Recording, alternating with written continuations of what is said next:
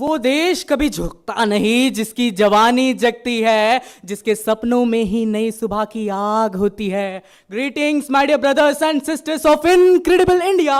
Imagine the 1947 India, जो भारत पूरी तरह से लाचार है, मगर एक आज का भारत जो सारी दुनिया से आंखें मिलाने को तैयार है। एक वो 1947 का युवा जो लालटेन की रोशनी में पढ़ने को मजबूर था, और एक आज का युवा जो AI और मशीन लर्निंग से 2047 के भारत के सपने को सजा रहा है।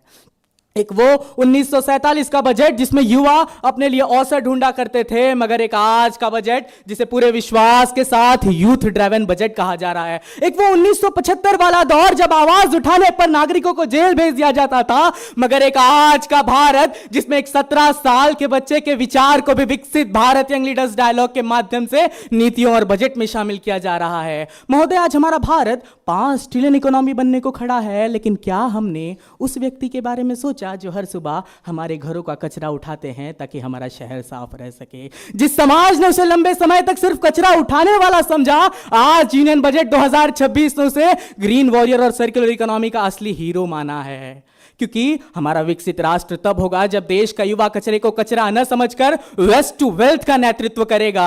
जब मैं यूनियन बजट 2026 को ध्यान से देखता हूं तो मुझे इसमें छत्रपति शिवाजी महाराज के आधुनिक स्वराज की संकल्पना दिखाई देती है, क्योंकि महाराज ने हमें सिखाया था स्वराज केवल किले जीतने का नाम नहीं है, स्वराज तब बनता है जब देश का युवा मन से मजबूत हो। इसी सोच को आगे बढ़ाते हुए माननीय वित्त मंत्री जी ने मानसिक स्वास्थ्य सेवाओं को बढ़ाने पर जोर दिया है, ताकि देश का युवा केवल आर्थिक रूप से न तैयार हो, मानसिक रूप से भी तैयार हो।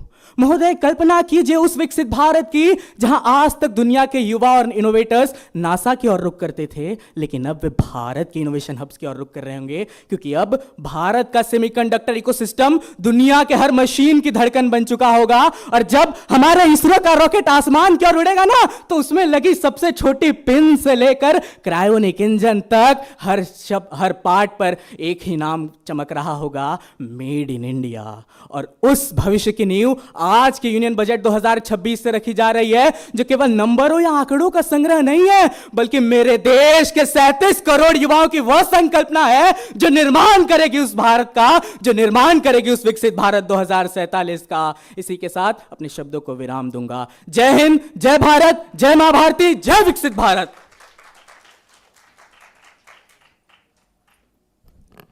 Thank you, Nitish. The next participant is Heath Rahul Jani from Mumbai Suburban, participant number 48.